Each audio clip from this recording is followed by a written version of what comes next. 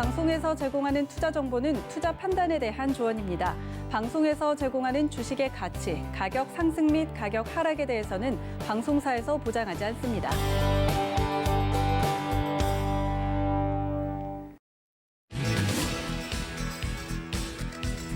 안녕하세요. 베스트 트레이딩맨 거래자들 진행의 도지은입니다. 우리 코스피 지수가 오늘 외국인과 기관의 동반 매수세에 상승하면서 마감이 됐습니다. 시장이 좀 장 초부터 이제 좀 빠지는 거 아닌가 하고 개인 투자자분들 굉장히 걱정이 많으셨을 것 같은데, 그리고 이번 주 시작하자마자 장이 좀 빠져서 걱정들 많으셨을 것 같은데요. 오늘 하루 만에 또 이렇게 반등을 해주는 모습을 보여줬습니다. 시장에서 챙겨가야 할 포인트는 무엇인지 오늘도 자세하게 짚어볼 테니까 채널 끝까지 고정 부탁드립니다.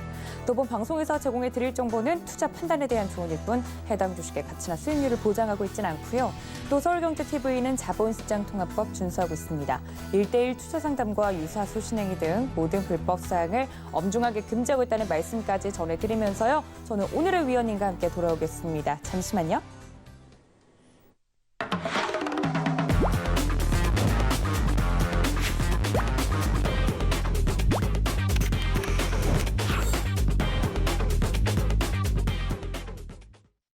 네, 저희 배트맨의 영원한 젠틀맨이시죠. 이지원 전문가님과 함께합니다. 위원님 어서 오세요. 안녕하세요.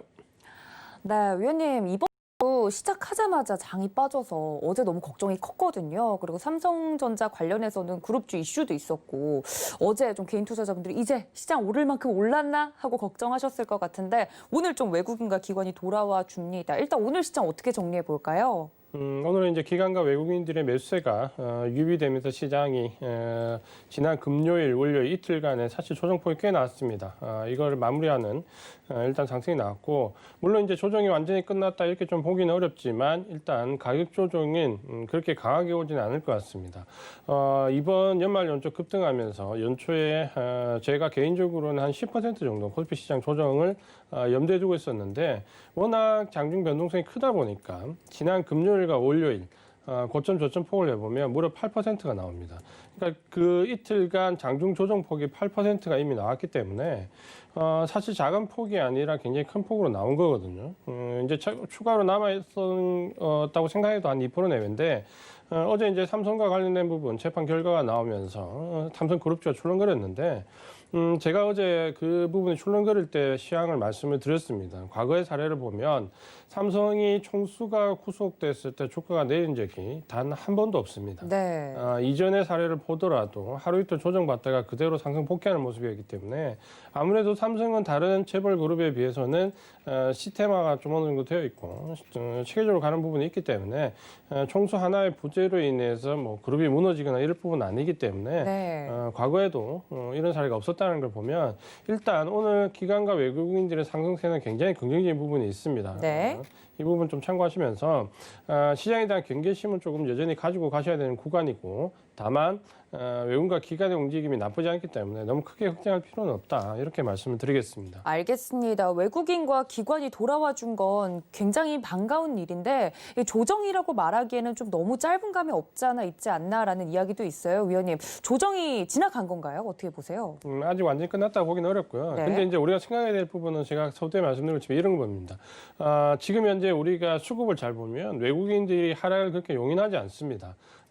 구비구비 아마 고비고비마다 외국인들이 중요한 길목에서 꼭 매수를 하기 때문에 역시 지난 이틀간의 조정에서 오늘 다시 외국인들이 매수를 하면서 시장을 바치는데, 개인들의 매수세가 아무리 강하고 크고 우려스럽다라고 하더라도 매도의 주체가 외국인이 아니면 시장 고점 나오지 않습니다. 이 부분은 우리가 역사적으로 봤을 때 단 한 번도 그런 적이 없다라고 말씀을 드리고, 지금 현재 개인과 기관들의 프로그램 물량과의 맞교환은 조정은 야기될 수 있겠지만 단기간에 너무 과열 양상을 좀 줄이고 갈 필요는 있겠지만 아직까지 시장 고할 자리는 아니다라고 말씀드리고, 다만 이런 조정이 주도주를 갖고 있지 않고 혹은 소외된 종목이면서 또는 그 테마나 단기적인 이슈로 상승한 종목들은 이런 조정에서도 낙폭이 굉장히 크게 나올 수 있습니다.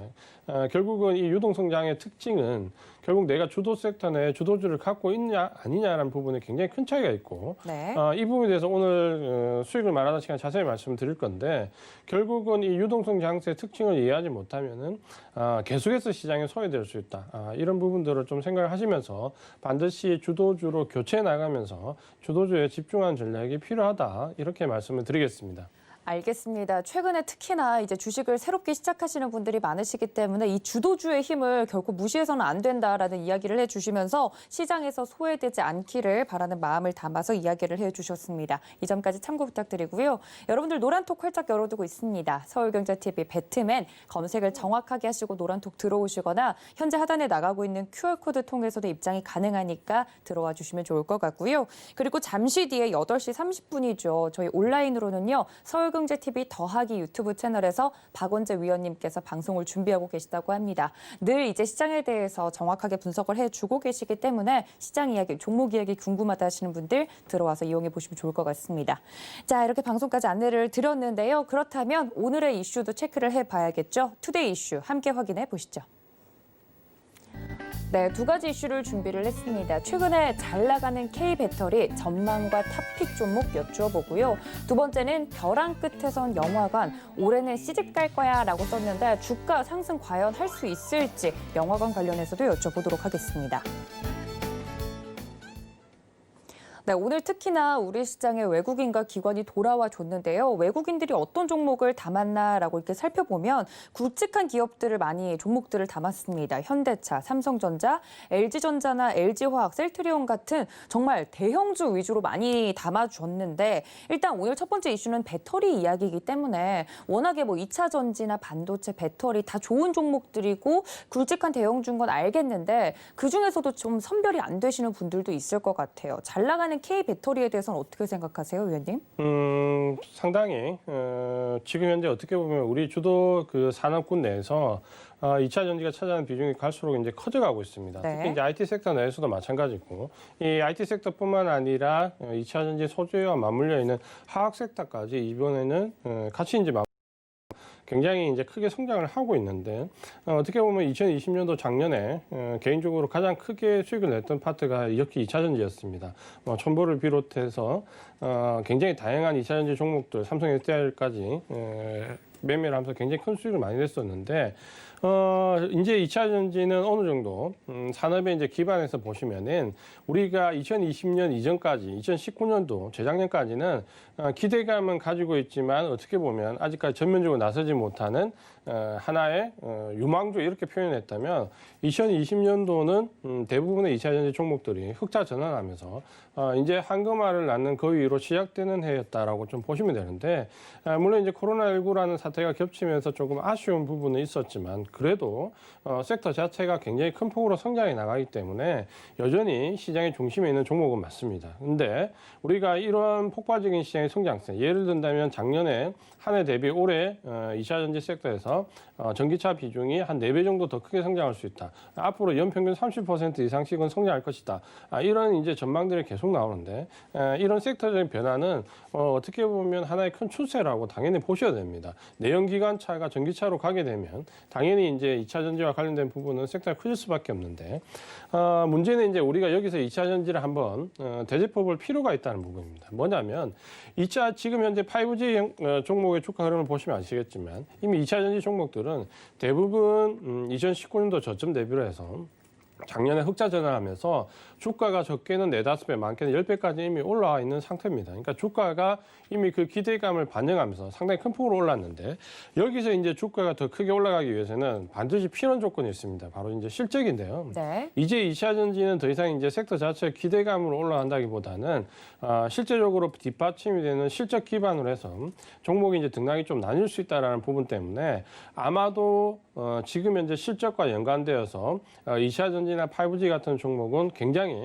민감하게 반응할 가능성이 굉장히 크다는 점을 꼭 유념을 해야 됩니다. 어떻게 보면 작년 한 해 2019년부터 2020년 이 2년 정도 기간은 사실 2차 전지 이 2만 들어가도 발만 담궈도 대부분의 주가들이 다 급등했기 때문에 사실 어떻게 보면 종목 성장에 대한 고민을 크게 하지 않고 접근했던 섹터다 이렇게 좀 볼 수 있는데 지금은 이제 완전히 달라졌다는 부분을 좀 인식을 해야 됩니다. 그리고 이제 글로벌하게 환경이 좀 변하고 있는데 2가지 부분에서 우리가 좀 신경을 써야 될 부분이 있습니다. 뭐냐면 첫 번째는 일단 우리나라가 알고 계신 것처럼 이 전기차와 관련되어 있는 2차 전지는 한국과 일본과 중국이 거의 3등분하고 있습니다. 알고 계신 것처럼 중국 업체 4개, 한국 업체 3개, 일본 업체 3개 이렇게 거의 균등하게 3등분하고 있던 부분에서 작년에 이제 LG화학을 필두로 삼성 SDI가 약진하면서 K배터리가 굉장히 선방하는 모습을 보였습니다. 이런 부분의 가장 큰 이유는 어떻게 보면 기술력의 격차인데 이 2차 전지에서 가장 중요한 부분은 제가 말씀드렸지만 수율입니다. 공장에서 얼마만큼의 완성도 있는 제품을 쏟아내느냐 부분인데 이 수율에서 유럽 공장을 기반으로 하고 있는 LG화학들이 삼성 SDI도 마찬가지고 굉장히 큰 폭의 85% 넘어가는 수율을 기록하면서 중국 업체와 기술력 차를 벌리면서 CLT와 1위, 2위를 업체가 깁시하는 모습까지 지금 보여주고 있거든요.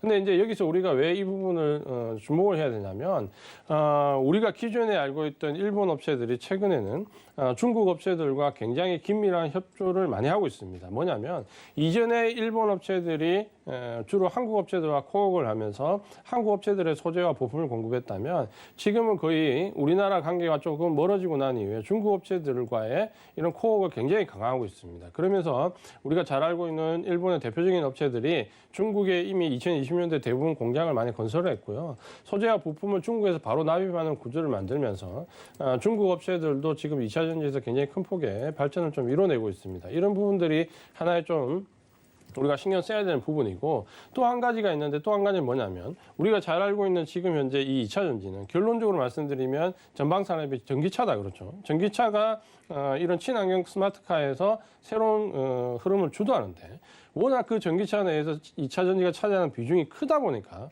전기차 업체들보다도 오히려 2차 전지 업체들이 주목을 받는 그런 형태로 지금까지는 이루어져 왔다 그렇죠. 근데 지금 그러다 보니까 완성차 업체들에서 이제 뭡니까? 너도 나도 지금 현재 2차 전지를 생산하겠다라는 플랜을 지금 이제 제시에 들어가고 있고 구체적으로 보시면 미국의 이제 GM을 비롯해서 유럽에는 대표적인 삼성 SDI가 크게 납품하고 있는 뭐 폭스바겐 같은 그룹들이 대부분 지금 현재 2차 전지 업체들을 인수합병하면서 직접적으로 2차 전지를 생산하겠다는 의지를 많이 피력하고 있습니다. 물론 지금 당장 2차 전지의 수율을 높여서 뭐 제품을 생산하기는 어렵겠지만 그만큼 완성차 업체들도 이제는 2차 전지에 뛰어들고 있기 때문에 아마도 지금 2차 전지 섹터 자체는 굉장히 커가고 있지만 그 안에서의 경쟁은 이제 더더욱 치열해질 수 있다는 점을 좀 본다면 종목 선정에 대한 이 부분을 좀 신중할 필요가 있고 이전에 2차 전지 업체들은 어떤 부품이나 소재 쪽에서 뭔가 많이 올 수 있는 종목을 좀 찾았다라고 한다면 지금은 기술력이 독보적으로 글로벌 1, 2에 들어갈 수 있는 종목들로 좀 압축하는 전략이 필요하다. 이렇게 말씀을 드리겠습니다. 알겠습니다. 전 세계 배터리 시장에서도 뒤지지 않는 우리 기업들에 대해서 이야기를 해주신 것 같은데요. 시장 확대가 이제 가속화되면서 거기 속에서 이제 좀 옥석을 가려야 된다 이야기를 해주셨는데 그럼 어떤 종목들을 중심으로 좀 찾아보는 게 좋을까요, 위원님?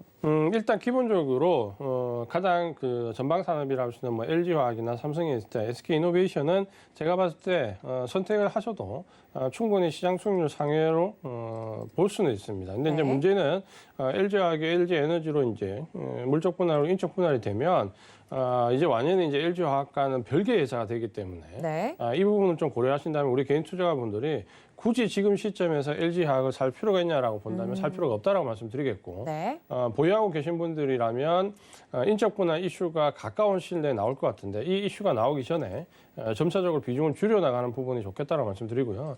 그렇게 따진다면 이제 삼성 SDI와 SK이노베이션이 있는데 삼성 SDI가 아무래도 좀 무난하게 접근할 수 있는 종목이다라고 말씀드리겠고 그다음 아마 이제 관심을 제일 많이 가지고 있는 섹터가 바로 2차 전지 내에서 소재와 부품 장비가 될 건데 사실 잘 보시면은 소재와 부품은 이미 대부분의 종목들이 대여섯 배 이상씩 올랐습니다. 그러니까 가격적인 메리트가 없이 지금은 실적 싸움을 해야 된다라는 부담감이 있기 때문에 소재나 부품 쪽으로 접근하는 것은 굉장히 신중한 전략이 필요하다라고 말씀드리겠고요. 거기에 대한 대안으로 좀 접근하신다면 제가 지난번 2차 전지 할 때도 말씀을 드렸는데 2차 전지 장비 쪽에 접근해 보시는 것도 지금 시점에서 한번 대안으로 고려해 볼 수 있다라고 말씀을 드렸습니다.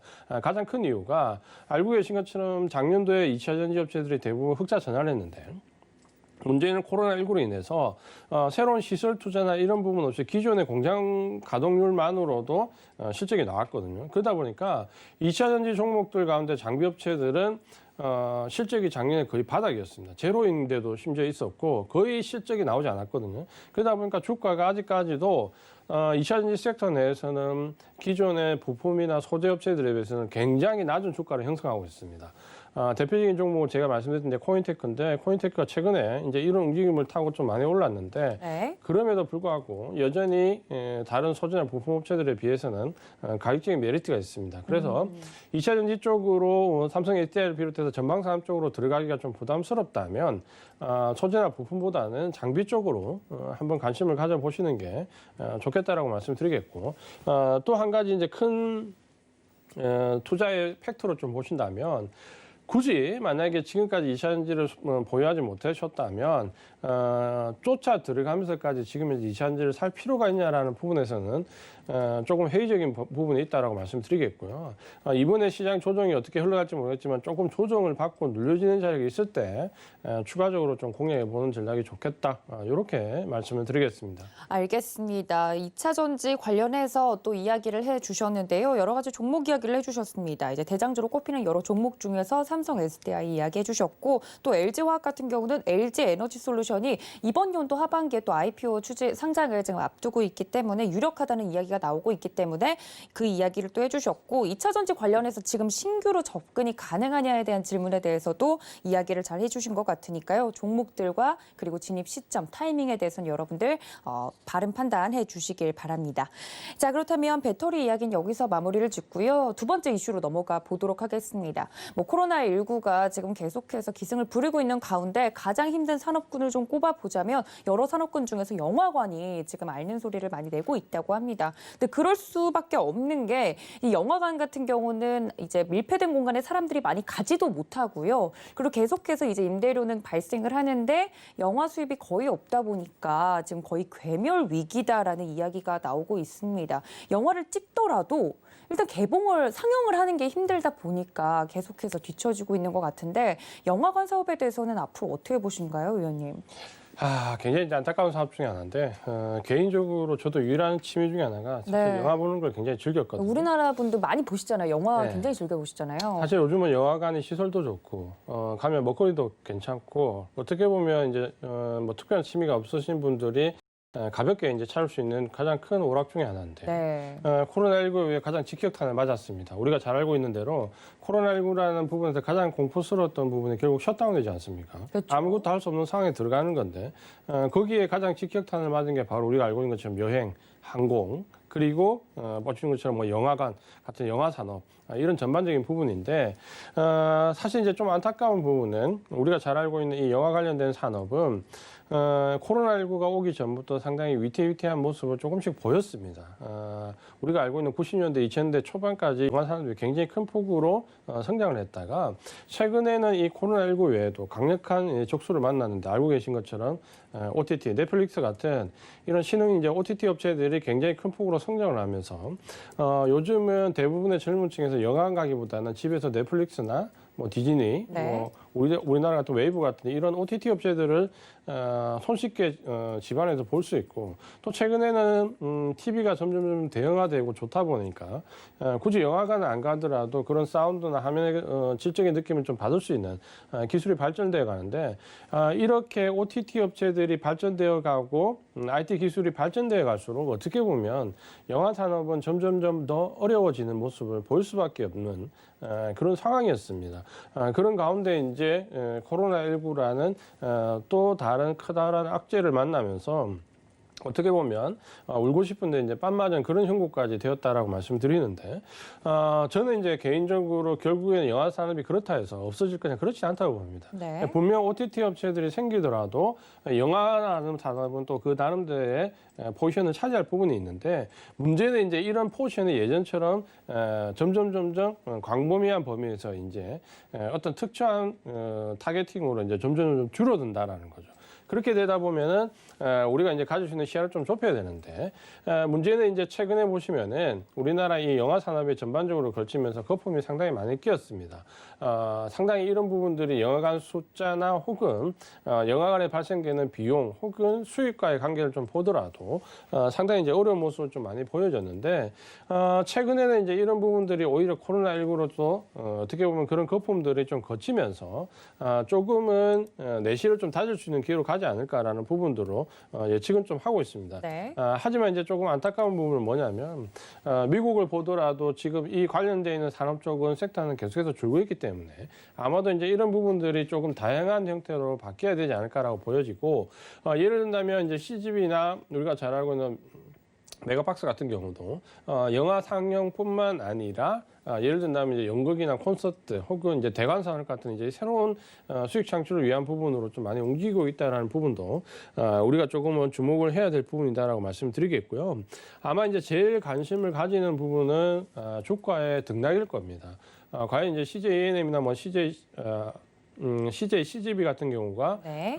주가 상승에 올 수 있을까라는 이런 이제 의문인데 지금 이제 차트를 한번 보시면 대부분 영화 관련되어 있는 종목들이 바닥권에서 이제 서서히 조금 상승할 수 있는 구간을 접어드는 모습을 보이는데 사실 다른 섹터에 비한다면은 굉장히 상승폭은 더딘 편입니다. 그러니까 지금 현재 상승의 원동력을 가지고 바닥 탈출까지는 가능하겠지만 이 바닥이 탈출된 부분에서 얼마만큼 상승할 수 있을까라는 부분을 본다면 이전에 우리가 굉장히 영화 산업이 흥했던 시기 2015년도 16년도 이 때부터 내려왔던 이 하락폭을 좀 감안한다면 코로나19 급락뿐만 아니라 어떻게 보면 영화 산업 자체의 이 섹터 자체의 포션이 줄어드는 부분을 그대로 반영하고 있다라고 좀 보셔야 될 것 같고요. 여기서 지금 현재 주가가 반등을 준다 하더라도 일단은 바닥을 형성할 수 있겠지만 상승은 상당히 이제 제한적이다 이렇게 좀 보셔야 될 것 같고요.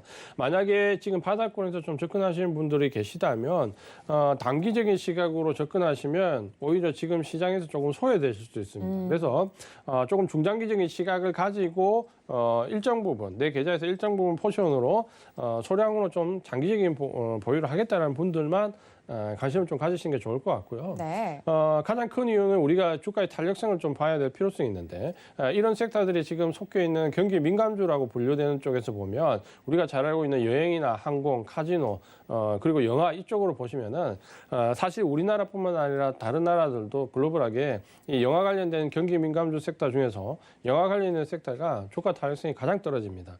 이런 부분들을 좀 참고를 하시면서 너무 단기적인 시각으로 접근하지는 말자. 이렇게 말씀을 드리겠습니다. 알겠습니다. 과연 영화관 관련해서 이러한 종목들에 탈출할 수 있을지 좀 걱정이 앞서는 한편 이제 어떻게 하면 이 종목들에 대해서 접근을 하면 좋을지 이야기를 드렸으니까 참고 부탁드리고요. 위원님께서 말씀해 주셨다시피 이제 영화관 같은 경우는 이 코로나19 직격탄을 맞았기 때문에 앞으로 이제 풀어야 할 숙제들이 굉장히 많은 반면에 컨텐츠 관련된 종목들은 최근에 강세를 좀 보이는 모습을 보였잖아요. 컨텐츠만 있으면 사실 플랫폼이 어디가 됐든 스트리밍만 되면 되니까 영화관을 굳이 가지 않더라도요. 관련돼서 뭐 콘텐츠 관련된 종목들에 대해서도 비슷한 시각이십니까? 콘텐츠 관련 종목들은 어떻게 보면 제가 코로나19가 안 왔다면 아마도 작년에 주도주 중에 한 섹터 되지 않았을까 하는 생각을 좀 하고 특히 우리나라 같은 경우는 이 콘텐츠 산업이 굉장히 유망합니다. 왜냐하면 대부분의 그 글로벌한 OTT 업체들, 예를 들어서 뭐 넷플릭스도 마찬가지고 이번에 이제 디즈니도 마찬가지인데 네. 아시아 시장을 공략하기 위해서 필수적으로 먼저 론치한 데가 바로 우리나라입니다. 맞습니다. 왜냐하면 결국 중국이나 동남아 시장 같은 아시아 시장을 공략하기 위해서는 K 콘텐츠가 필수이기 때문에 대부분 우리나라에 먼저 진입을 시도하고 우리나라에서 어떤 콘텐츠 제작과 관련되어 있는 협약을 먼저 하고 중국이나 동남아 쪽으로 가는 경향이 강하기 때문에 이런 기류들을 본다면 K 콘텐츠와 관련되어 있는 우리나라 콘텐츠 업체들이 제가 볼 때는 앞으로 분명히 주도주를 형성할 수 있는 하나의 큰 섹터가 된다라고 말씀드리겠고 주목하고 있는 업체들은 단순하게 뭐 외주 제작을 하는 수준에서 벗어나서 네. 저작권을 보유하고 있는 업체들이 상당한 메리트가 있는데 뭐 예를 든다면 스튜디오 드래곤 같은 경우가 외주 제작뿐만 아니라 저작권을 같이 보유하고 있는 업체이기 때문에 상당히 유망한 종목 중에 하나다라고 말씀을 드리겠고요. 아마도 콘텐츠 관련된 업체들은 올해 한번 주목해서 볼 필요가 있다. 이렇게 말씀을 드리겠습니다.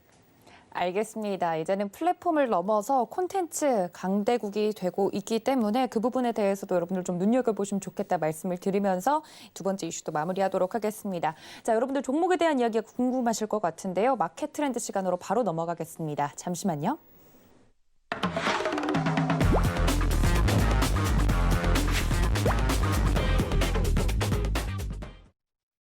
네, 오늘 같은 경우는 어제 빠졌던 삼성 관련된 그룹주들 그리고 현대그룹주들 강하게 움직이는 반면에 또 개별적으로 움직이는 종목들도 있었습니다. 위원님, 오늘 시장에서 좀 눈여겨보신 종목들이나 섹터가 있다면 어딜까요? 네, 오늘은 사실 뭐 제가 어떤 선택을 하지 않아도 네. 무조건 이 섹터를 볼 수밖에 없습니다. 그렇죠. 왜냐하면 이 섹터가 그냥 섹터 자체 등락률이 오늘 거의 한 8% 나왔거든요. 이게 코스닥의 어떤 잡주라기 하는 거지만 코스닥 개별 종목이나 혹은 네. 아주 개별 종목 등락이 큰 섹터들이 아닌데 불구하고 하나의 엄연하게 덩치 큰 섹터가 섹터 등락률이 하루에 8% 나왔다라는 거는 사실 어떻게 보면 있을 수 없는 일이거든요. 바로 운송장비입니다. 오늘 운송장비 업체가 섹터 등락률이 거의 8%에 육박할 정도로 강한 상승을 했는데 뭐 운송장비의 대형주를 비롯해서 대부분의 종목들이 오늘 급등했다 이렇게 보시면 됩니다. 보통 섹터 등락률이 한 8% 나오려면 우리가 알고 있는 일반 종목 등락률은 거의 한 15% 정도 나와야 됩니다. 14%, 15% 나와야 평균 등락률이 8% 나오거든요. 그러니까 그만큼 급등했다라고 좀 말씀드릴 수 있는데 왜 이렇게 급등하는가? 사실 저도 지난 연말에 이 운송장비 업체들 추천을 많이 드렸고 사실 이번에 1월 초에 급등했을 때 차익 실현을 대부분 다 했거든요. 왜냐하면 운송장비 업체는 올해 내에 계속 관심을 가지는 섹터 중에 하나입니다. 근데 왜 이렇게 운송장비 업체들이 많이 올랐냐라는 부분은 두 가지로 생각해 볼 수 있습니다. 뭐냐면 첫 번째는 역시 코로나19 이후에 백신이 나왔고 백신이 나오면서부터 경기 확장주들이 관심을 가지는데 당연히 경기 확장주에서 제가 꼽은 첫 번째 섹터가 운송장비입니다. 현대차를 비롯해서 그 영향을 받는 현대제철까지 제가 계속해서 말씀드린 이유가 이쪽이 가장 강할 수밖에 없는 이유는 반대급부거든요. 코로나19 급락때 제가 운송장비 업체를 말할 때마다 드렸던 말씀이 뭐냐면 코로나19의 그 크나큰 급락이 나왔을 때 단연한 가장 크게 하락을 했던 1등이 바로 운송장비입니다. 그러니까 운송장비 업종이 가장 크게 하락했는데 가장 큰 이유는 셧다운 공포입니다. 제가 늘 강조하죠. 왜냐하면 다른 업체들은 섹터들은 어떤 면에서는 그 피해 입은 정도들이 전부 개별적으로 나오지만 그냥 운송장비 업체는 공장 자체가 셧다운이기 때문에 그냥 멈추는 겁니다. 그러니까 아예 그냥 제로 상태로 가는 거죠. 거기에 대한 공포심이 워낙 컸기 때문에 우리나라도 마찬가지지만 우리나라도 운송장비 업종이 코로나19 급락 때 가장 크게 하락했습니다. 여행이나 항공보다 더 크게 하락했거든요. 그런 부분들이 어떻게 보면 경기가 턴어라운드하고 백신이 나오면서 코로나19에 대한 우려감이 젖어들 시점이 오면 당연히 가장 크게 반등이 나올 수밖에 없죠. 그러니까 그 부분에 대한 부분이 첫 번째 요소고 특히 우리나라 같은 경우는 현대차가 뭐냐면 이미 작년 2020년도 2분기부터 실적이 흑자 전환을 했습니다. 이거는 사실 저도 예상하지 못했고 누구도 예상하지 못했던 부분인데 현대차 정도 사이즈가 되는 글로벌 완성차 업체 중에서 2020년도에 2분기에 바로 턴어라운드한 종목 기업은 글로벌하게 현대차 하나밖에 없습니다. 그러니까 그 정도로 다른 업체들이 죽쓰고 있을 때 현대차가 실적이 바로 개선됐거든요. 여러 가지 이유에서 찾을 수 있겠지만 어쨌든 현대차가 실적이 가장 가파르게 개선됐던 완성차 업체라는 점이 가장 주목을 받을 수 있던 부분이었고 여기에 이제 이 코로나19 반대급부로 나왔던 실적에 한 가지가 더해졌죠. 운송장비 업체는 바로 이게 전기차와 관련돼 있는 친환경 관련돼 있는 스마트카 이제 이쪽 부분이 모멘텀이 되면서 전기차, 수소차 관련된 이슈가 같이 그래서 코로나19 이후에 실적 개선과 전기차, 수소차 이슈 이 두 가지가 붙으면서 어떻게 됩니까? 실적도 펀더멘탈도 개선될 거라는 기대감에 모멘텀까지 같이 장착되니까 펀더멘탈과 모멘텀 이 두 가지가 같이 붙어버리니까 운송장비 업종은 굉장히 큰 폭의 상승을 좀 보여주고 있습니다. 문제는 제가 왜 차익 실현을 했냐라는 부분을 보시면 이 펀더멘탈이 나아지는 개선 속도에 비해서 너무 단기적인 이슈가 강하게 올라와 있다는 거죠. 그러니까 최근에 현대차와 기아차가 애플과 연관되어 있는 부분에서 이슈가 붙으면서 거의 뭐 지금 거의 상한가 육박하고 있는데 이런 부분들은 제가 봤을 때 조금 단기적으로 가열권에 좀 들어와 있다라고 보여지고요. 네. 우리가 단순하게 생각하면 됩니다. 어떤 부분이냐면 현대차와 애플이 코어를 해서 뭔가 신사업에 진출해서 서로 시너지 효과를 낸다. 자, 이 부분이 이제 부각이 되는데 주가가 만약에 펀더멘털상의 변화가 오면 현대차와 애플이 둘 다 주가가 큰 폭으로 올라가야 됩니다. 이게 이제 정상적인 형태인데 지금 보시면 애플은 오히려 주가가 내려가고 있고 현대차는 주가가 급등을 하고 있거든요. 요거는 중장기적으로 보시면 밸런스가 다시 맞춰집니다. 그러니까 애플 단기적인 이슈 상승했던 현대차 주가가 다시 조정을 받을 가능성이 크다라고 말씀드리겠고 네. 그런 부분들 보신다면은 단기적으로 운수장비 업종이 지금은 펀더멘탈과 모멘텀이 잘 맞아떨어지면서 큰 폭의 상승을 이어가고 있는데 비중을 좀 줄여가면서 일단 차익 실현하고 네. 이 단기적인 과열 이슈가 지나가고 난 뒤에 펀더멘탈 이슈가 불거질 때쯤 다시 한번 매수하는 전략도 괜찮다. 이렇게 말씀을 드리겠습니다. 알겠습니다. 오늘 이제 보기 싫어도 볼 수밖에 없었던 섹터가 바로 이 운송장비 섹터였는데요. 그중에서도 위원님 뭐 현대차 관련해서 이야기를 해주셨지만 또 그에 대적할 만큼 오늘 기아차 같은 경우 좋은 흐름을 보여줬습니다. 또 시간외에서 지금 상한가를 갔다는 소식이 나올 정도로 애플카와 관련된 호재가 또 있는 것으로 보이는데 현대차 말고 이제 기아차 같은 경우도 비슷한 시각으로 보면 될까요? 그러니까 이제 사실 저는 이제 내일부터 주가 흐름이 좀 굉장히 궁금한데 네. 지금까지 이제 애플과 관련돼 있는 코어는 현대차로 집중돼 있었거든요. 근데 그쵸. 이제 오늘 저녁에 느닷없이 현대차가 아니고 기아차라고 발표가 됐기 때문에 아마 이제 내일부터는 이런 역학 구도가 아마 변동성이 좀 크게 나올 수도 있을 것 같습니다. 결국은 현대차냐 기아차냐 애플 이 세 가지 생각 축대를 놓고 아마도 차익 실현하는 쪽과 매집하는 쪽의 변동성이 커지면 지금은 단기적으로 기아차 쪽으로 다시 몰릴 수밖에 없는 상황이 왔고 그렇게 따지면 현대차 흐름이 조금 위축될 수 있다는 부분도 좀 감안을 하시면서 주가 흐름을 좀 보시는 게 좋겠다 이렇게 말씀을 드리겠습니다. 알겠습니다. 오늘 운송장비 섹터만 7.4% 업종별로 이제 나눠봤을 때 상승을 했습니다. 그 안에서도 이제 대장주로 역시나 분리가 되는 현대차와 또 개별 이슈가 오늘 있었던 기아차에 관련된 설명까지 들어봤습니다. 여기에 더불어서 앞으로 친환경 관련된 이슈까지 더불어진다면 더 갈 수 있겠죠, 위원님? 네, 운송장비 업종은 제가 올해 가장 기대를 가졌던 사실 섹터 중에 하나고요. 만약에 애플과 지금 연관되어서 이런 부분들이 불거지지 않았다면 차익 실현하지 않고 계속 보유했을 섹터고 올해 가장 크게 기대치를 올해 내년 가장 크게 기대치를 가지고 있는 섹터 중에 하나다. 이렇게 말씀을 드리겠습니다. 알겠습니다. 친환경 스마트카 모멘텀도 살아있다는 말씀까지 전해드리면서 오늘 핫했던 운송장비에 대해서 이야기를 해주셨습니다. 자, 그렇다면 내일장 움직일 업종이 기대가 되는데요. 뭐 당장 내일을 보자는 게 아니라 앞으로 좀 눈여겨보면 좋을 업종들에 대해서도 여쭤보도록 하겠습니다. 위원님, 제가 살짝 봤는데 건설을 가지고 오셨어요? 건설주 계속 봐야 되나요? 제가 사실 이제 건설업종을 추천을 잘 하지 않았습니다. 네. 경기 확대가 관련돼서 최선호주는 운송장비와 철강 쪽을 꼽아드렸고 이후에 이제 기계나 건설, 증권 이쪽을 말씀드렸는데 건설이 지금 현재 업종 차트를 보시면은 이제 신고가를 갱신하고 고점을 지금 현재 돌파한 상태입니다. 그러니까 그 정도로 지금 건설업종의 등락이 굉장히 이제 가파르게 나올 수 있는 시점에 지금 들어와 있는데 네. 왜 이렇게 건설업종이 경기 확장 종목 중에 최근에 갑자기 주목을 받느냐라는 부분은 최근에 잘 보시면 글로벌하게 이슈가 좀 있었습니다. 뭐냐면 우리가 기존에 잘 알고 있는 대로 건설업종은 굉장히 저평가되어 있기 때문에 뭐 불과 한두 달 전까지만 해도 PER이 5 내외에서 왔다 갔다 할 정도로 저평가되어 있었고 실적은 이제 거의 바닥론으로 지금 들어와 있기 때문에 실적은 더 이상 나빠질 게 없다. 그러니까 실적은 이 구간에서 거의 기저효과로라도 턴어라운드 할 수 있는 시점이다.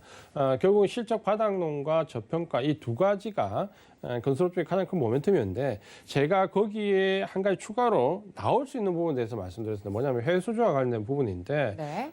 해외 수주가 관련된 부분에 코로나19 이후에 백신이 좀 보편화되면 반드시 나올 것이다라는 부분을 강조를 드렸는데 가장 큰 부분이 제가 말씀드렸던 이 사우디발, 중동발 건설 수주 모멘텀인데 사우디가 작년에 그 아람코를 IPO한 이후에 굉장히 많은 현금을 끌어들였는데 이 돈을 잘 알고 계신 것처럼 관광 산업을 비롯해서 이 건설 쪽으로 굉장히 큰 폭으로 투여하겠다라고 청산을 제시했다가 작년에 바로 코로나19에 걸려버렸죠. 그러면서 돈은 있는데 사업을 진행하지 못하는 상황이었는데 지난주에 뉴스를 보면 사우디가 청사진을 발표를 했습니다. 뭐냐면 거의 제가 봤을 때 느낌은 우리가 잘 알고 있는 것처럼 중동에 새로운 신도시를 건설하겠다. 우리가 잘 알고 뭐 아부다비나 이런 쪽에 신도시 건설을 얘기했고 그 신도시 규모가 자그마치 가로 세로가 170km입니다. 우리로 치면 뭐 부산에서 대구까지 갈 수 있는 그런 정도의 규모의 신도시를 건설하겠다라고 공포를 했고 거기에 관광산업 집중적으로 유치하겠다는데 아마도 이제 이런 청사진이 구체적으로 발표가 되면 이제 해외 건설 수주 모멘텀이 이제 불 수 있다라는 기대감이 이제 아마도 서서히 생기는 것 같고 그 부분이 지금 아마 국내에서 아직 뉴스에 보도가 안 됐기 때문에 인식하지 못하는데 외국인 투자자들한테는 서서히 조금씩 각인이 되는 것 같습니다. 그러면서 한국의 대형 건설사 업체들 위주로 매수세가 좀 몰리는 경향이 있는데 네. 이 시그널은 중장기적으로 제가 봤을 때 나쁘지 않습니다. 왜냐하면 이 건설업종 자체는 지금 현재 저평가 메리트의 실적 바닥론이기 때문에 사실 산다고 해서 그렇게 손해볼 일은 없습니다. 다만 상승할 수 있는 모멘텀이 얼마나 되느냐의 차이인데 이런 해외 수주와 관련된 모멘텀이 조금만 들어와 준다면 주가의 하나의 강한 상승 모멘텀이 될 수 있습니다. 이제 그런 부분들을 본다면 건설업종들은 지금 현재 괜찮은 움직임을 보이고 있고 이런 실적 바닥론과 저평가 메리트 그리고 해외 수주에 대한 기대감 이 세 가지가 삼박자 형태를 갖춰주면서 지금의 건설업종들이 강하게 상승하고 있다. 제가 봤을 때는 아마 이런 부분은 국내 건설 경기도 바닥을 지날 가능성이 있기 때문에 여러 가지 부분으로 본다면 건설업종은 경기 확장주 중에서 철강과 운송 장비에 이어서 포트에 한번 좀 넣어볼 수 있는 섹터가 된다. 이렇게 말씀을 드리겠습니다. 알겠습니다. 건설주 내일장에서 좀 눈여겨봐야 할 섹터 구도로 꼽아주셨습니다. 국내 건설업계가 사우디발 특수 기대감이 또 피어나고 있고 모멘텀도 확실하고 저평가 메리트도 있는 그 삼박자가 다 맞았을 때 건설주가 더 움직일 가능성이 있지 않을까라고 이야기를 해주셨는데요. 건설주 안에서도 오늘 남광토건 같은 경우는 12% 넘게 상승을 해줬고 또 한신공영, 지능기업, 코오롱 글로벌 그리고 동부건설 쭉 순으로 이제 오늘 좋은 흐름을 보여줬는데 뭐 GS건설이나 현대건설 좀 굵직한 기업들 위주로 보는 게 더 좋을까요, 의원님? 그러니까 지금은 이렇게 보셔야 됩니다. 어떻게 보냐면 지금은 보시면은 중소형 건설업체들의 상승률이 더 좋거든요. 왜냐하면 이 중소형 건설업체들의 실적이 더 좋습니다. 그러니까 그 실적 기반된 부분에서 국내 건설 모멘텀을 가지고 일단은 중소형 업체들 상승이 조금 더 두드러지는 모습이다. 하지만 이제 이런 중소형 업체들 뭐 오늘 보시면 뭐 개발이나 IS동서 같은 경우도 상당히 큰 폭의 상승이 나오는데 이런 종목들은 좀 단기적인 시각으로 좀 짧은 관점으로 트레이딩 관점으로 접근하시는 게 좋고요. 조금 중장기적인 관점을 가지고 상승률을 좀 크게 가져가겠다라고 하면 대형 건설주 위주로 접근을 하시는 전략이 조금 더 낫습니다. 그래서 중소형 건설업체는 조금 단기적인 스윙 관점으로 접근을 하시고 장기적인 시각으로 좀 레벨업을 보고 싶다라고 한다면 대형 증권사 위주로 접근하시는 전략이 좋다. 이렇게 말씀을 드리겠습니다. 알겠습니다. 건설주 안에서도 여러 가지 종목들이 있지만 중소형 작은 건설주들 같은 경우는 스윙 관점에서 보고 또 대형 건설주 같은 경우는 좀 오랜 기간 두고 보는 것으로 이야기를 해주셨으니까 여러분들 참고 부탁드리도록 하겠습니다. 이렇게 내일장 움직일 업종으로 건설주 꼽아주셨는데요. 관련된 이야기 좀 더 궁금하다 하시는 분들 노란톡 활짝 열어두고 있겠습니다. 서울경제TV 배트맨 검색하시고 들어오시거나 QR코드 통해서 입장 가능하니까 많은 참여 부탁드리고요. 저희 그리고 지금 8시 30분이 지났네요. 박원재 위원님께서 무료 온라인 방송 오픈을 해주셨다고 합니다. 현재 서울경제TV 더하기 유튜브 채널에서 진행이 될 예정이라고 하니까 지금 바로 참여해 보시면 좋을 것 같습니다. 자, 이렇게 종목 이야기까지 나눠봤으면요. 저희는 베스트 스탁 시간으로 돌아오겠습니다. 잠시만요.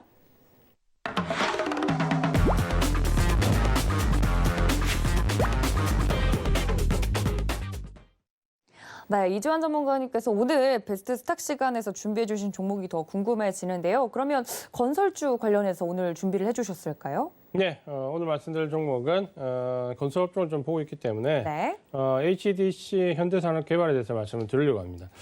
사실 이제 이 종목은 제가 연말 연초에 추천을 드렸던 종목이고요. 말씀드렸던 종목인데 한 번쯤 이제 경기 확장주 중에서 구색을 맞출 때 이런 종목도 괜찮다라고 말씀을 좀 드렸습니다. 왜 많은 건설 업종 내 종목들이 있는데 HDC 산업개발을 말씀을 드렸냐면 사실 이제 우리가 잘 알고 계신 것처럼 이 종목은 최근에 이슈가 있었다 그렇죠. 뭐냐면 아시아나항공을 인수하느냐 안 하느냐라는 논란의 정점에 섰다가 개별 이슈가 결국은 있었죠. 그렇죠. 인수를 하지 않으면서 오히려 이제 주가가 제자리를 찾아가는 모습입니다. 그렇다면 사실 이 종목은 같은 건설업종 내 종목들과 비교를 좀 해보더라도 실적도 어떻게 보면 다른 건설 종목에 비해서 좀 탄탄했고 모멘텀도 상당히 있는 종목인데 단순히 이 아시아나항공 인수라는 부분을 악재로 받아들이면서 주가가 굉장히 큰 폭으로 더 하락했고 다른 건설 종목에 비해서 오르지 못하는 모습을 보였습니다. 이 종목을 한번 보시면은 이제 펀더멘탈적인 부분 한번 볼게요.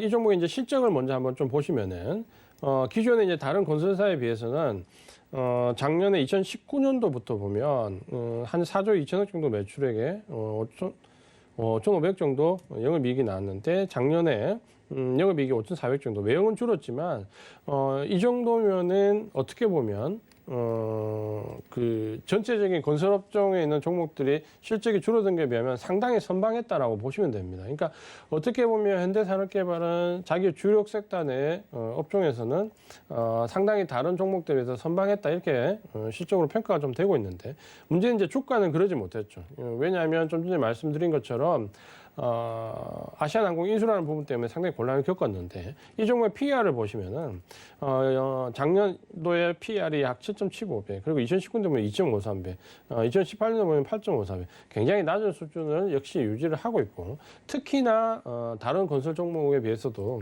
더 낮은 지금 PER을 유지하고 있는 부분은 아시아나항공 악재에 대한 관련된 부분들이 많이 주가를 억눌렀다 이렇게 좀 보시면 될 것 같습니다. 대신에 이제 이 종목의 수급을 좀 보시면요. 최근에 3개월 동안 수급을 보시면 이 아시아나항공과 관련된 부분 이슈가 나오면서 개인들은 굉장히 많이 우려감을 표시했는데 최근 3개월 동안 개인들은 약 140만 주 정도 팔았고요. 매도를 했고 반면에 외국인은 한 130만 주 이상 매수, 기관은 300만 주 이상 매수를 하면서 어떻게 보면 외국인과 기관이 굉장히 큰 폭의 매수를 했던 종목입니다. 그러니까 우리가 아시아나항공 때문에 우려감으로 개인들이 매도를 하는 사이에 기관과 외국인들은 밑에서 야금야금 매수를 했다 이렇게 좀 보시면 될 것 같고요. 최근에 연말 연초 주가가 급등했던 시기를 보더라도 외국인들은 40만 주 정도 매수, 기관도 65만 주 매수하면서 개인이 약 110만 주 정도 매도. 우리가 잘 알고 계신 것처럼 연말 최근에 2020년도 연말부터 최근 1월달 연초 사이에 개인들이 굉장히 큰 폭의 매수를 했습니다. 알고 계신 건 10조 이상의 매수를 하면서 제2의 동학개미라고 불거질 정도로 굉장히 큰 폭의 매수를 했는데 이 종목은 거꾸로 그 매수 와중에서도 보시면은 개인들이 매도했던 종목입니다. 개인들이 매도했고 외국인과 기관이 쌍끌이 매수했던 종목입니다. 그렇다면 우리가 수급적으로 이 종목을 조금 주목을 해봐야 되는 종목이다라고 좀 보실 수 있다라고 말씀드리겠고요. 결국에는 우리가 이 HDC 현대산업개발을 평가할 때 아시아나항공과 관련된 인수 부분에 초점을 맞출 때 외국인과 기관은 오히려 펀더멘탈에 초점을 맞춰서 그런 우려감을 펀더멘탈로 야금야금 매수했다라고 보시는 게 조금 더 정확한 표현일 것 같습니다. 그런 부분들을 본다면 지금은 상당히 양호한 수급 구조를 가지고 있다. 이렇게 좀 보시면 될 것 같고요. 네.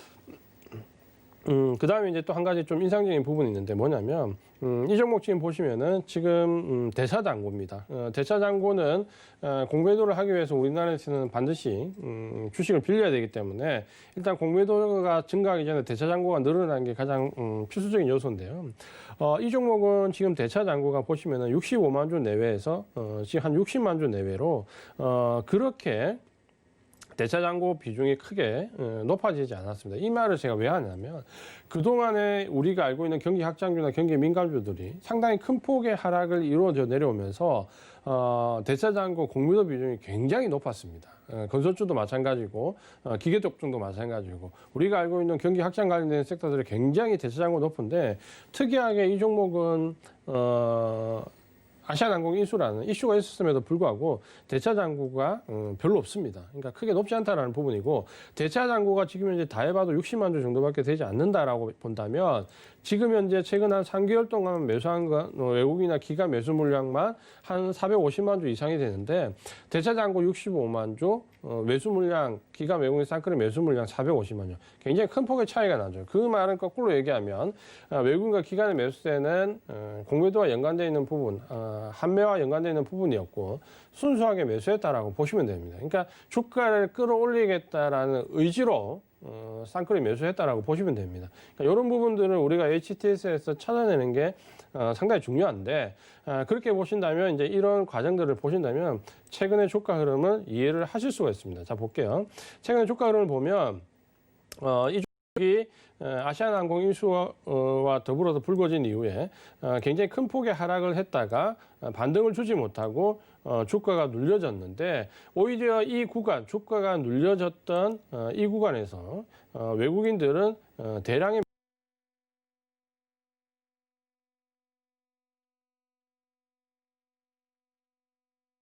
보여주고 있습니다. 이런 구간에서 이제 2번 정도 매수 기회가 있는데 여기 눌릴 때 1번 정도가 있고 최근에 이제 횡보하는 구간에서 또 1번 정도 매수 기회가 있습니다. 그러니까 이런 구간에서 좀 잘 잡으시면 오늘처럼 이제 9% 가까운 급등이 나왔는데 어떻게 보면 이런 급등은 이전의 수급이나 이전의 매집 형태를 잘 보시고 실적을 잘 보시고 저평가 메리트를 잘 보신다면 사실 이 구간에서 올라가더라도 전혀 이상할 게 없는 흐름이다. 이렇게 말씀을 드리겠습니다. 아마 이제 궁금하신 부분은 그렇다면 이제 이 종목이 어디까지 올라갈 수 있냐라는 부분인데 지금 현재 아래쪽에 우리가 알게 모르게 아시아나항공 이후에 손바뀜 됐던 부분들을 보시면 이 거래량이 굉장히 큰 폭으로 나와 있습니다. 우리가 지난 고점을 형성했던 시기와 좀 비교를 해보면 고점을 형성했던 시기의 거래량과 비교해서 지금 이제 저점을 형성하는 시기의 거래량이 압도적으로 많은 걸 볼 수 있는데요. 이 정도 손바뀌면은 원래는 고점까지도 상당한 부분 매수를 예측해 볼 수 있습니다. 1차적인 목표 가격은 위쪽에 한 4만 원 중반대 정도가 되겠는데요. 여기보다는 아마도 주가 흐름은 6만 원 이상대까지 6만 2천 원 내외 정도까지는 상승할 수 있는 여력이 있다. 이렇게 말씀을 드리겠습니다. 알겠습니다. HDC 현대산업개발에 대해서 이야기를 해주셨는데 어떤 분이 댓글을 보고 그런 이야기를 해주셨어요. 오늘 또 급등을 한 종목이기 때문에 급등한 거에 대한 부담감이 좀 있다라고 이야기를 해주셨는데 그것도 괜찮게 보시는 거죠, 의원님? 그러니까 급등을 할 수밖에 없는 이제 이유에 대해서 제가 좀 전에 말씀드렸고요. 네. 사실 이제 우리 배트맨을 잘 보셨다면 이 종목은 미리 사실 수 있었습니다. 왜냐하면 제가 연말 연초에 강조했던 종목이었고 경기 확장주 중에서 이 종목은 갈 수 있다라고 편입을 제가 거의 직접적으로 언급을 드렸던 종목입니다. 네, 그랬죠. 그러니까 그렇게 보셔야 될 것 같고 지금 현재 이제 한 가지 특징이 뭐냐면 이 유동성 장세를 잘 이해를 하셔야 되는데 그 특징이 뭐냐면 결국에는 어떤 특정 종목이 지금 상승률이 이만큼 나왔을 때 과연 이제 올라가 있는 종목을 사야 되느냐 올라가지 않는 바닥권에 있는 종목을 사야 되냐면 유동성 장은 무조건 올라간 종목이 눌림목에 들어왔을 때 공략하는 게 훨씬 낫습니다. 결국은 상승한 종목이 눌렀다 또 가고 또 가고 또 가는 형태가 유동성 장의 특징이고 예를 들어서 이 종목이 지금 이렇게 올라왔는데 바닥권에 있는 종목은 계속 바닥권에 있게 됩니다. 왜냐하면 결국 이 유동성은 실적 장세에 기반돼서 올라가는 게 아니기 때문에 기반으로 한 순환매가 나오지 않습니다. 이 부분에 대해서 오늘 수익을 말할 시간에 자세히 말씀드릴 건데 네. 결국은 가는 말을 계속해서 눌림목 공략해야지 바닥권에 있는 종목을 공략해가지고는 수익을 낼 수 있는 장이 아니다. 이렇게 말씀을 드리겠습니다. 알겠습니다. 오늘 급등했던 종목이기 때문에 근데 급등을 할 수밖에 없는 이유가 있는 그런 종목이다라고 이야기를 해주셨습니다. 자, 그렇다면 지난주에 이야기를 해주셨던 종목도 살짝 살펴볼까요? 지난주에 S1에 대해서 이야기를 해주셨는데 여전히 저번 주에 해주셨던 이야기 유효한가요, 위원님? 네, 이 종목은 그냥 중기 종목 정도로 보시고 주가 대응을 하시면 될 것 같고요. 지금 현재 바닥권에서 나온 이후에 이제 121선에 첫 도달했거든요. 아마 이제 120선 지금 행보를 하고 있고 조금 늘려지는 모습이 나올 때 충분히 공략을 한번 해볼 만하다. 다만 이제 이 종목은 장기로 끌고 갈 수 있는 종목은 아니고요. 적당한 선에서 수익을 실현해야 되는 중기 종목인데 지금 정도 보시면 10만 원 위에서 매도는 충분히 가능해 보입니다. 그러니까 이 정도로 조금 짧게 잡으시고 대신에 올라갈 확률은 좀 높은 종목이다. 이렇게 보시고 이 자리에서 대응하시면 될 것 같고요. 아마 지금 이제 이런 제가 한마디로 드리고 싶은 부분은 뭐냐면 고가 종목에 대한 부담감을 개인들은 굉장히 많이 갖습니다. 뭐냐면 10,000원짜리 종목은 손이 쉽게 나가는데 10만 원, 20만 원, 뭐 8만 원, 9만 원, 10만 원, 50만 원 이런 종목은 손이 잘 안 나갑니다. 네. 근데 제가 굉장히 의아한 부분이 뭐냐면 결국 10,000원짜리 종목이 2만 원 가나 10만 원 종목이 20만 원 가나 똑같습니다. 지금은 어떻게 보면 10,000원짜리 종목이 2만 원 가는 것보다 10만 원짜리 종목이 20만 원 가는 게 더 쉬운 장입니다. 그러니까 그런 부분들을 좀 보신다면 어떤 종목 자체에 나는 꼭 저가 종목을 사야 되겠다라는 선입관을 조금 깨시는 게 좋을 것 같고요. 오히려 지금은 비싸면 비쌀수록 외국인이나 기관의 매수세가 더 잘 유입이 되고 더 잘 올라갑니다. 그러니까 이런 부분에 대한 이유는 제가 수익을 말하는 시간에 자세히 말씀드리겠습니다. 알겠습니다. 또 이따가 진행될 수익을 말하다 시간에서도 여러분들 많은 기대 부탁드리고요. 노란톡 활짝 열어두고 있겠습니다. 서울경제TV 배트맨 검색을 하시고 들어오시거나 QR코드 통해서 입장이 가능하니까 많은 참여 부탁드리도록 하겠습니다.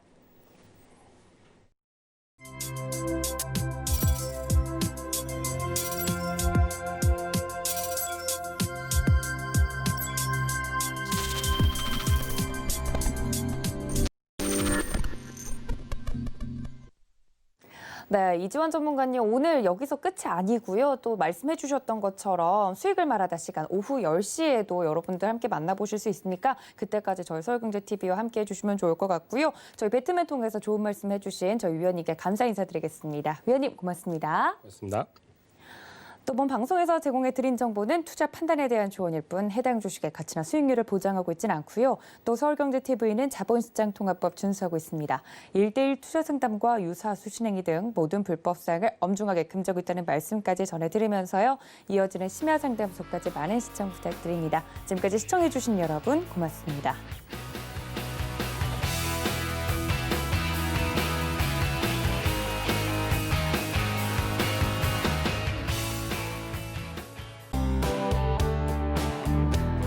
본 방송에서 제공하는 투자 정보는 투자 판단에 대한 조언입니다. 방송에서 제공하는 주식의 가치, 가격 상승 및 가격 하락에 대해서는 방송사에서 보장하지 않습니다.